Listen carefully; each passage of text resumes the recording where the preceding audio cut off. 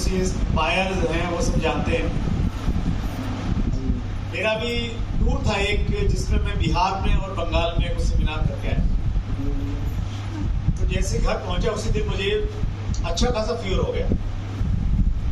सिर्फ 2 दिन का गैप था बीच में, और कल मुझे ठीक ठाक सा फीवर था। रात में बलवान दीक्षित जी से बातचीत हुई तो बलवान दीक्षित जी ने मुझे एक नुस्खा बताया। वो नुस्खा मैंने इस्तेमाल किया, और सुबह मैं 1:45 पे मैं उठा, फ्लाइट लिया दिल्ली से नागपुर का, नागपुर से फिर ट्रेन पकड़ी गोंदिया के लिए, और मैं आपके बीच में ठीक ठाक सही सलामत आ गया हूँ। इसीलिए क्योंकि आपकी इच्छा थी मेरे से मिलने की।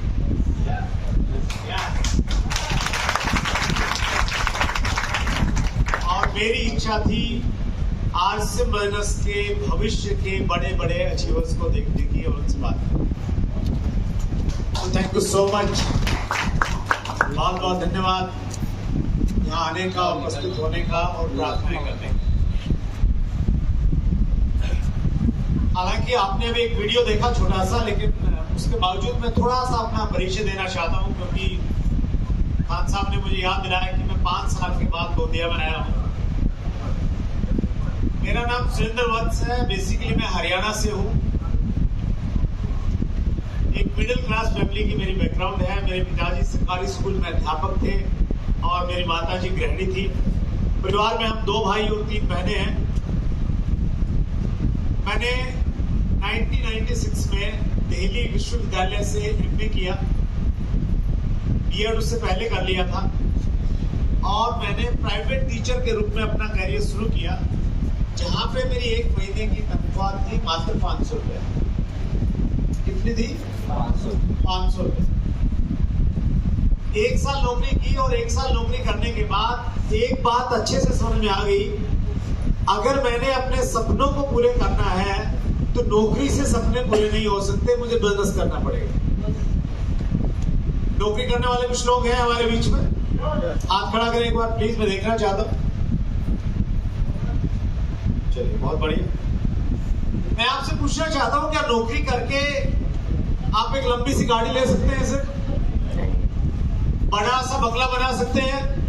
नहीं बना सकते, क्योंकि नौकरी का निर्माण इसलिए नहीं हुआ है कि आप एक लग्जरी लाइफ जिए, अपितु नौकरी का निर्माण इसलिए हुआ है आप जिंदगी भर पत्नी के या पति के ताने सहे और कंप्रोमाइज वाली जिंदगी काटते हैं। मैं माफी चाहता हूं, लेकिन सच्चाई तो यही है। और मैं इस बात को बहुत कॉन्फिडेंस के साथ इसलिए कहता हूं क्योंकि हमारी पूरी जो फैमिली बैकग्राउंड है वो जॉब कैटेगरी की रही, जॉब वाले लोग थे सारे के सारे। तो मेरी समझ में आ गया कि नौकरी से कुछ बड़ा नहीं होगा, बिजनेस करना पड़ेगा। कोई बैकग्राउंड नहीं थी।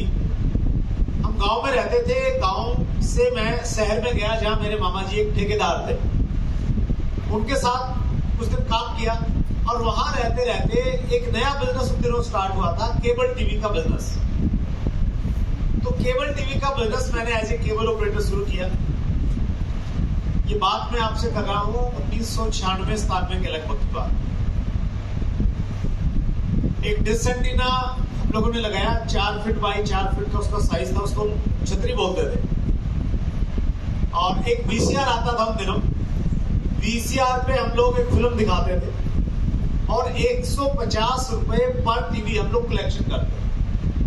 तो बहुत अच्छा काम था, और बहुत मेहनत किया, कुछ करने की इच्छा थी, जज्बा था, पैसा आने लग गया ठीक ठाक। लेकिन उस बिजनेस से मैं संतुष्ट नहीं हुआ, संतुष्टि नहीं मिली।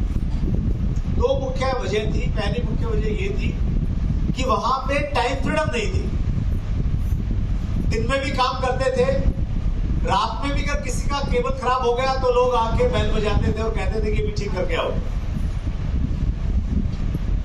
दूसरी समस्या उसमें ये थी कि जिस क्षेत्र में मेरे केबल के कनेक्शन रहते थे, तो वहां अगर मैं गुजर रहा होता गली से, तो लोग मुझे मेरे नाम से नहीं बुलाते थे।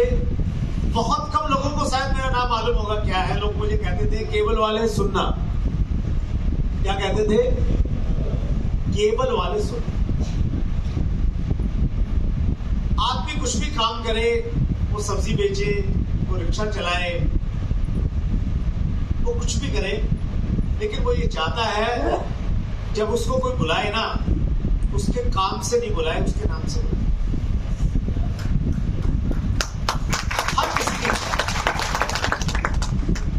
और इसी चीज को मुंशी प्रेमचंद जी ने लिखा है कि मानव की विलासा है कि उसका नाम सफेद कागज पे काले अक्षरों में लिखा जाए और दुनिया उसको पढ़े।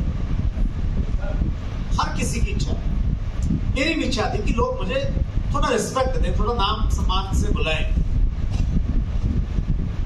और वो कहानी आपने सुनी होगी बचपन में, प्यासे कौवे की कहानी, वंस देर वाजे करो, ही वाज वेरी थर्स्टी। उस कहानी का एक मोरल था, एक शिक्षा थी, where there is will there is वे।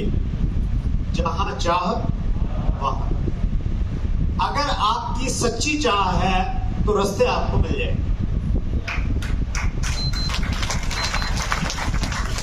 जिस समय मैं ये चाहता था कि पैसे के साथ मुझे टाइम फ्रीडम मिले और साथ में मुझे मान सम्मान मिले, लोग थोड़ा रिस्पेक्ट के साथ मुझे बुलाएं, उस समय मैं डायरेक्ट सेलिंग का डी नहीं जानता था और आज से बिजनेस की उससे शुरुआत नहीं हुई।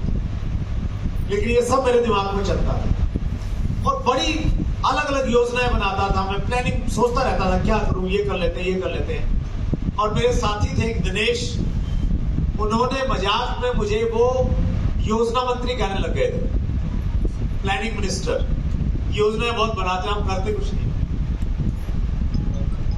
उसी दौरान जब ये सब दिमाग में चल रहा था, उसी समय मेरे एक नजदीकी दोस्त ने मुझे अपने घर पे बुलाया कि आप घर पे आइए, कुछ खास बात आपसे करनी है। और जब मैं उनके घर पे गया, वहां पे जाके मैंने देखा कि 2-3 लोग और वहां पे बैठे हुए हैं। और वहां पे जाने के बाद मैंने पहली बार अपनी जिंदगी में ये 3 शब्द एक साथ में सुने, RCM, राइट कॉन्सेप्ट मार्केटिंग। और इन 3 शब्दों में इतनी ताकत है, अगर आपने 3 शब्दों पे भरोसा रखा, ये 3 शब्द आपकी पूरी जिंदगी को बदल के रखें।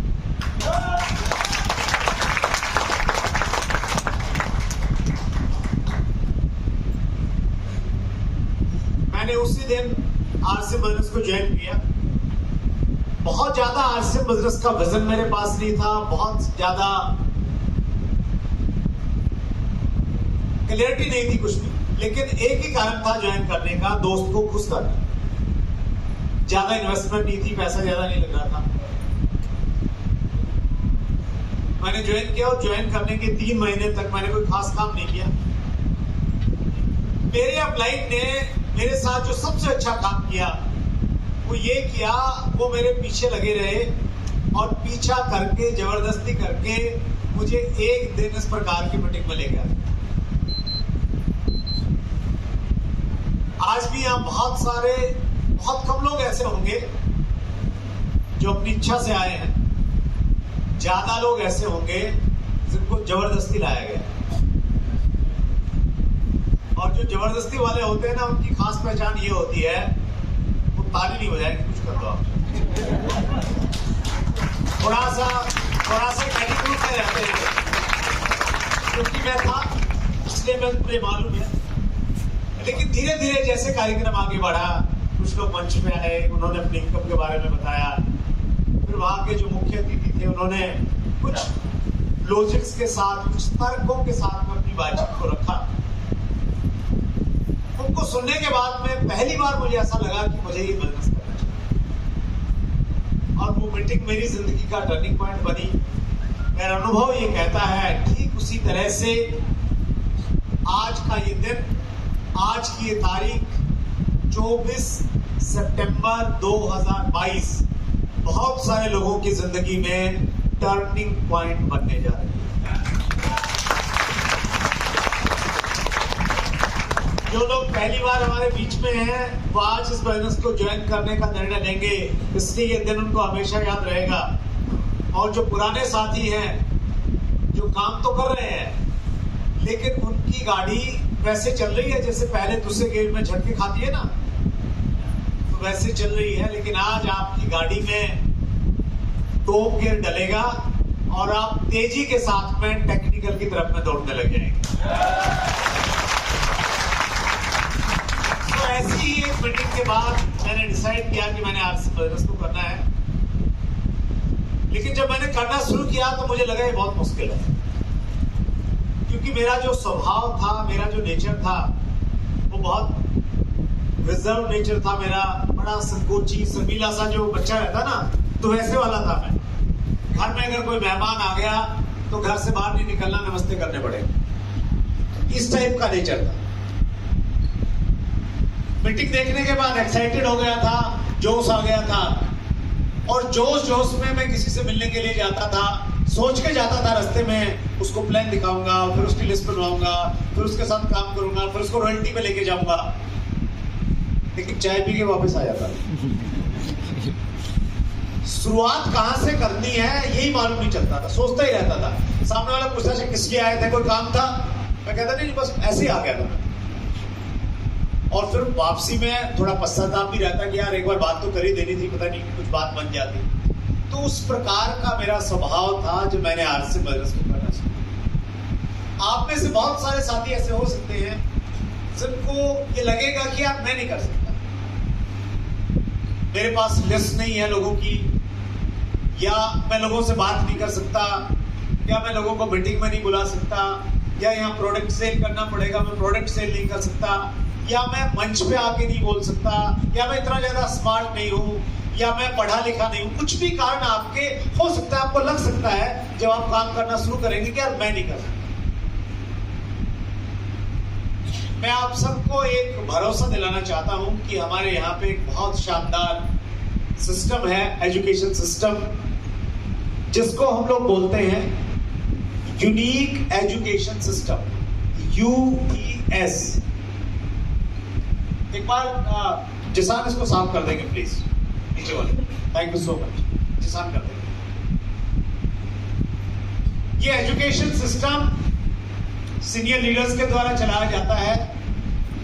22 सालों का आरसी बिजनेस का जो तजुर्बा है वो इस एजुकेशन सिस्टम के साथ में हमेशा रहता है। ये सिस्टम आपको हर वो चीज सिखाएगा जो आपको नहीं आती। आपको अगर लिस्ट नहीं बनानी आती, किससे बात करें ये आपकी समस्या है, ये सिस्टम आपको सिखाता है।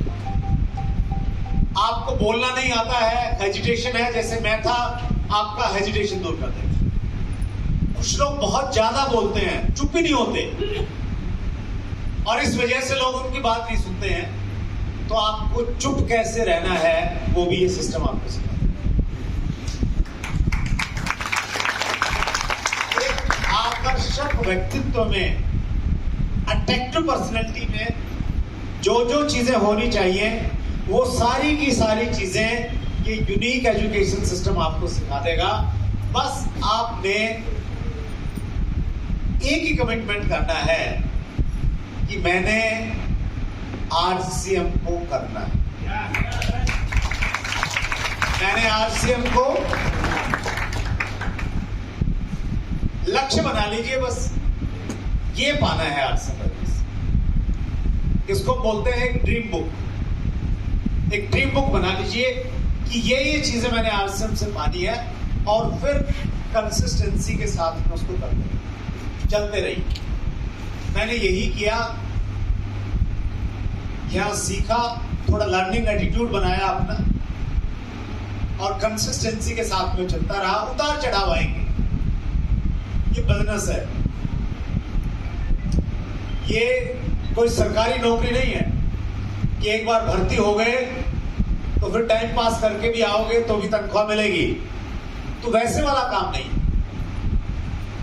उतार चढ़ाव आएंगे। मेरे साथ भी आए, पहले शुरू में बड़ा अच्छा बिजनेस चला, थोड़ा सीखा था, जो लिस्ट के लोग थे उन्होंने जल्दी ज्वाइन किया, फिर वो लिस्ट खत्म हो गई तो फिर धीमे हो गया। कई बार ऐसा हुआ कि जो टीम बनाई थी कोई दूसरी कंपनी आ गई, उसने लालच दिया और वो सारे के सारे भाग गए। कई बार ऐसा भी रहा कि मेरे जो क्लाइंट थे, जो मुझे इस बिजनेस पे लेके आए थे, उन्होंने कोई दूसरी कंपनी कर ली और वो मेरी टीम के लोगों को लेके चले गए। ये सारी की सारी परिस्थितियां मेरे साथ में रही, लेकिन मैंने कभी भी इस बिजनेस को क्विट नहीं किया, छोड़ा नहीं, लगातार चलता गया और उसका परिणाम है कि ये डायमंड की पिन मेरे पास है।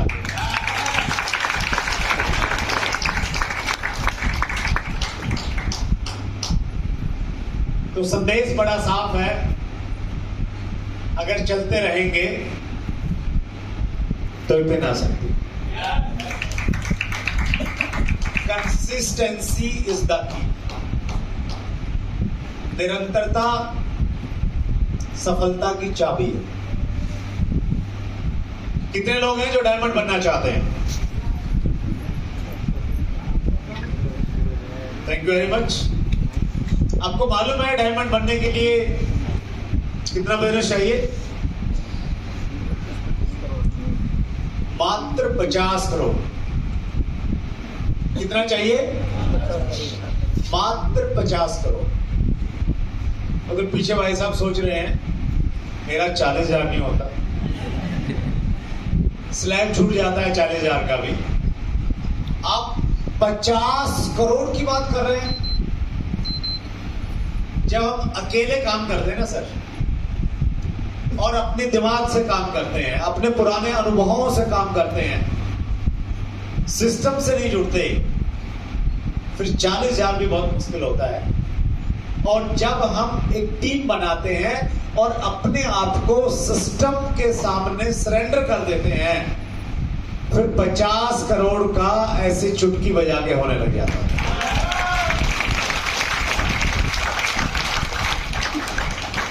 और ये 50 करोड़ का अकेला मैं नहीं करता हूं, अभी तो 3 और डायमंड हैं जो ये हर महीने करते हैं, इस लेवल को अचीव उन्होंने किया। Right sir? यस। कुछ लोगों को जो पहली बार आए उनको मालूम नहीं है डायमंड क्या है, 50 करोड़ क्या है। डायमंड को मैं ये मानता हूं कि आसिफ का डायमंड एक ऐसा कंप्लीट पैकेज है, ये अगर आपने अचीव कर लिया तो जिंदगी में जो जो आपको चाहिए वो बाय डिफॉल्ट ऑटोमेटिक सब कुछ मिल जाएगा। हम में से कितने लोग हैं जो बहुत अच्छी जिंदगी जीना चाहते हैं? अच्छी जिंदगी जिसको हम ग्रेट लाइफ बोलते हैं ना अंग्रेजी में, ग्रेट लाइफ जीना चाहते हैं, बहुत सारे साथी जीना चाहते हैं। तो मैं आपसे पूछूंगा ग्रेट लाइफ मतलब क्या क्या चाहिए? ग्रेट लाइफ के लिए क्या चाहिए बताइए? सबसे जरूरी क्या? सबसे पहले आज के इस युग में अच्छा जीवन जीने के लिए क्या चाहिए? पैसा। बहुत बढ़िया। अच्छा, पैसा थोड़ा सा या ढेर सारा? ढेर सारा चाहिए ना, तो इसको हम लोग लिखते हैं, हमें चाहिए ढेर सारा पैसा। बहुत बढ़िया। अच्छा, ढेर सारा पैसा मिल गया तो और क्या चाहिए उसके साथ में? हाँ जी, समय चाहिए। बहुत इंपॉर्टेंट है, क्योंकि देखिए बहुत सारे ऐसे लोग मिलेंगे आपको जिनके पास में बहुत सारा पैसा है। आपके शहर के बहुत सारे बिजनेसमैन होंगे, व्यापारी होंगे, लेकिन उनके पास में क्या नहीं है? समय नहीं है। वो पैसा तो बहुत है, लेकिन वो अपनी जिंदगी में कभी उन्होंने बाहर भ्रमण नहीं किया है। स्विट्जरलैंड की तो बात छोड़ दीजिए। तो अच्छी जिंदगी जीने के लिए आपके पास में पैसे के साथ में समय चाहिए, जिसको हम लोग बोलते हैं टाइम फ्रीडम। अपनी मन मर्जी से जा सके। और क्या चाहिए बताइए? सुरक्षा। सुरक्षा किससे? कि कोई गोली नहीं मार दे, इसकी सुरक्षा। सुरक्षा फाइनेंशियल सिक्योरिटी जिसको हम बोलेंगे, उसका मतलब यह है कि जो पैसा आपके पास में आ रहा है ना, ये पैसा आपके पास में आता रहे, इसकी गारंटी। आज अगर मैं 5 लाख कमा रहा हूं तो कल को महंगाई भी बढ़ेगी। यस और नो? तो इस चीज की सुरक्षा कि मैं 6 महीने के लिए विदेश दौरे पे चला गया तो वो जो 5 लाख आ रहा है वो 5 लाख नहीं आए। महंगाई अगर 6% की रफ्तार से बढ़ रही है तो कम से कम 12% की रफ्तार से वो बढ़ के आए। उस चीज को हम लोग बोलते हैं फाइनेंशियल सिक्योरिटी। और क्या चाहिए अच्छी जिंदगी के लिए? स्वास्थ्य बहुत इंपॉर्टेंट चीज है। अच्छा स्वास्थ्य चाहिए, अच्छी हेल्थ चाहिए, क्योंकि अगर अच्छी हेल्थ आपकी नहीं होगी तो फिर पहाड़ पे कैसे चढ़ पाएंगे? समुद्र किनारे जाएंगे तो जो बीच है वहां की, उस पे कैसे घूम पाएंगे? अच्छा स्वास्थ्य चाहिए ना। तो गुलाब जामुन कैसे खा पाएंगे? पैसे तो आगे चाहिए ना स्वास्थ्य। तो स्वास्थ्य चाहिए, बहुत इंपॉर्टेंट। और क्या चाहिए बताइए? पहचान चाहिए, पहचान चाहिए, बहुत बढ़िया। जो मुझे चाहिए थी, जो मेरा एक बड़ा कारण था इस बिजनेस में आने का, अंग्रेजी में इसको बोलते हैं फेम। फेम चाहिए, और फिर बहुत सारी चीजें चाहिए। लिस्ट अगर हम बनाएंगे ना तो इसमें फिर बहुत सारी चीजें आ जाएंगी। इसमें हालांकि पैसा तो आ ही गया, तो लंबी सी गाड़ी चाहिए, बढ़िया सा घर चाहिए, देश विदेश में घूमना चाहिए, अच्छा सर्कल चाहिए अच्छे लोगों का। तो ये बहुत एक लंबी लिस्ट बन जाएगी। ये सारी की सारी चीजें अगर किसी को मिल जाए एक जगह, तो फिर वो व्यक्ति अच्छी जिंदगी जी सकता। Right sir? एक चीज आप अपने आप से पूछिए बहुत गंभीरता के साथ। थोड़ा टाइम के लिए आप आरसीएम बिजनेस कर रहे हैं तो भूल जाइए कि आप आरसीएम बिजनेस कर रहे हैं। आरसीएम से पहले जो भी करते थे, आप उस चीज को अपने जहन में रखिएगा। और आप पहली बार यहाँ पे आए हैं तो जो भी काम आप कर रहे हैं उसको अपने दिमाग में रखिएगा, और ये सोचिएगा क्या आप जो भी कर रहे हैं, क्या कर रहे होंगे? या तो आप स्टूडेंट होंगे, या आप कर्मचारी होंगे, या आप एक छोटे मोटे व्यापारी। यस और नो? खेती कर रहे होंगे या तो क्या वो काम करने से ये सारी चीजें आपको एक साथ मिल सकती हैं? हेलो? ये सारी चीजें एक साथ में एक चीजें तो मिल जाएगी। जैसे जो बेरोजगार हो कहेंगे टाइम ही टाइम है। हेलो? तो एक चीज तो मिल गई, बाकी नहीं उनके पास। मैंने बताया कुछ लोग पैसा तो बहुत कमाते हैं लेकिन उनके पास में न तो टाइम है, और एक जगह बैठ के उन्होंने अपना स्वास्थ्य खराब कर लिया है। बीपी बढ़ा रहता है, शुगर कंट्रोल में नहीं आ रहा है, मोटापा इतना बढ़ गया है कि पैर जवाब देने लगे। हेलो? एक साथ नहीं मिलती, ये बड़ी प्रॉब्लम है। आरसीएम बिजनेस को इस प्रकार से डिजाइन किया गया, और स्पेशली स्पिन को जब आप यहां पे पहुंच जाएंगे ना, ये सारी की सारी चीजें आपको बाय डिफॉल्ट स्पिन के साथ बाय डिफॉल्ट। और इसके अलावा कुछ ऐसी चीजें हैं जिनकी बहुत ज्यादा इंपॉर्टेंस है लाइफ में। हम बहुत बार उनका महत्व नहीं समझते, जो अनटेंजिबल है, जिनको हम छू नहीं सकते, लेकिन उनका महत्व बहुत है। जैसे खुशी, शांति, पीसफुल माइंड चाहिए सबको, बहुत इंपॉर्टेंट।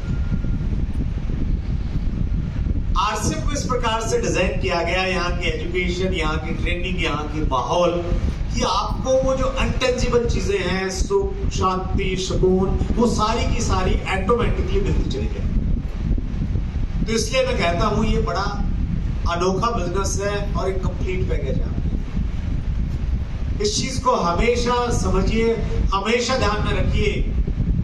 ये सारी चीजें अगर एक साथ कहीं मिल सकती है इस ब्रह्मांड में, उस प्लेटफॉर्म का नाम है आरसीएम।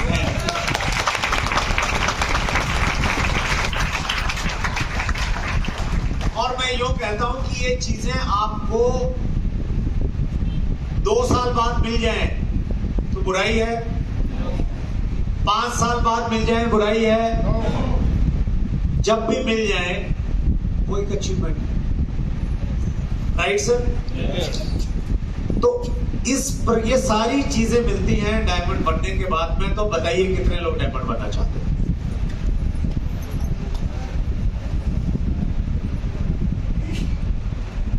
जोश है इसके लिए आपके अंदर में? तो एक बार जोरदार तालियों से पड़ोसी को बता दीजिए,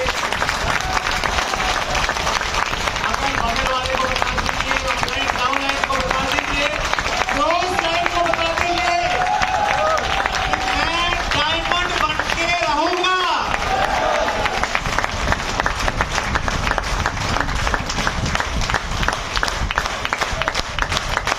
I will be diamond.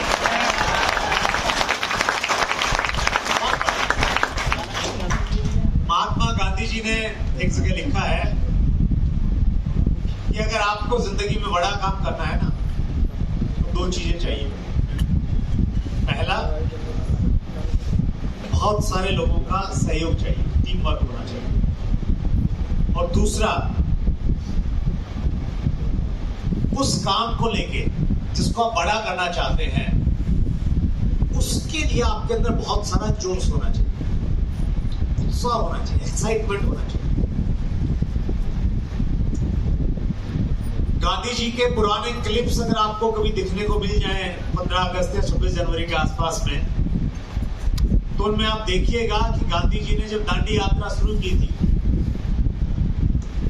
उनकी स्पीड इतनी तेज थी कि बाकी लोग उनके साथ चल नहीं पा रहे।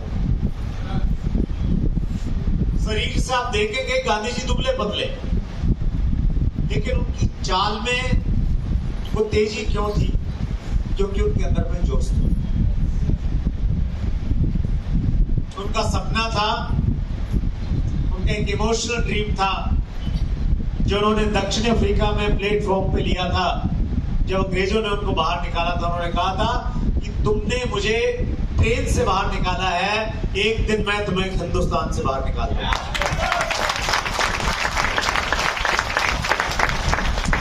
तो लाइफ में ऐसे कुछ इमोशनल लक्ष्य होते हैं, तो ऑटोमेटिकली जोश हमारे अंदर में आ जाता है। तो डायमंड बनने के लिए ये तो तय है कि जोश हमारे अंदर में होना चाहिए। Right sir? अब डायमंड बनना है, 50 करोड़ का वॉल्यूम चाहिए सर। कितना चाहिए? पहले तो आप अपने इस ड्रीम को लक्ष्य में परिवर्तित कीजिए। ड्रीम को लक्ष्य में परिवर्तित करने का फॉर्मूला क्या है? मोटा मोटा फॉर्मूला ये है कि आपने उस ड्रीम को कब पूरा करना है, वो डेट डिसाइड कर लीजिए, फिर वो आपका लक्ष्य बन जाएगा। आप कहेंगे कि सर मैं तो अभी 10,000 का बिजनेस कर रहा हूं, मुझे क्या मालूम कब बनूंगा। हेलो, वो आपको लिखना पड़ेगा सर। लिखने के क्या तरीके हैं? 2-3 तरीके मैं बता देता हूं आपको। पहला तरीका ये है, आप सिंपली ये देखें कि 10,000 से अगले महीने 20 करूंगा, 20 से 40 करूंगा, 40 से 70 जो स्लैब है वो स्लैब पूरे करूंगा। कब तक? जब तक स्टार पे नहीं पहुंच जाता। स्टार पे पहुंचने के बाद हर महीने 20-20% की ग्रोथ करूंगा, फिर 15-15% की ग्रोथ करूंगा, फिर 10-10% की ग्रोथ करूंगा हर महीने। तो ऐसे जाते जाते आप कैलकुलेट कीजिए एक बार पेपर पे कि आप 50 करोड़ का बिजनेस आपका कब हो जाए। और वो जो भी महीना आता है, जो भी साल आता है, उसको अपने दिमाग में नोट कर लीजिए, हर जगह नोट कर लीजिए, डायरी में, कॉपी में, उसके पोस्टर बना लीजिए, घर पे चिपका लीजिए कि मैं इस साल में और इस महीने में क्या बनने वाला हूं? डायमंड बनने वाला। वो साल 2027 भी हो सकता है, 2037 भी हो सकता है, 2040 भी हो सकता है, उससे ज्यादा फर्क नहीं पड़ता। फर्क इस बात से पड़ता है कि अगर आपने तय कर लिया, डिसाइड कर लिया और सीरियसली उस पर काम करना शुरू कर लिया, तो where there is will, there is। जब हम किसी भी चीज को बार बार सोचते हैं ना, विचार करते हैं, मंथन करते हैं, विजुलाइज करते रहते हैं, तो हमारे आसपास की जो सराउंडिंग्स हैं, प्रकृति जो है, वो ऐसा माहौल बनाने लग जाती है कि जो हम सोच रहे हैं वो चीज चल के हमारे पास में इसके ऊपर में बहुत सारी रिसर्च हुई।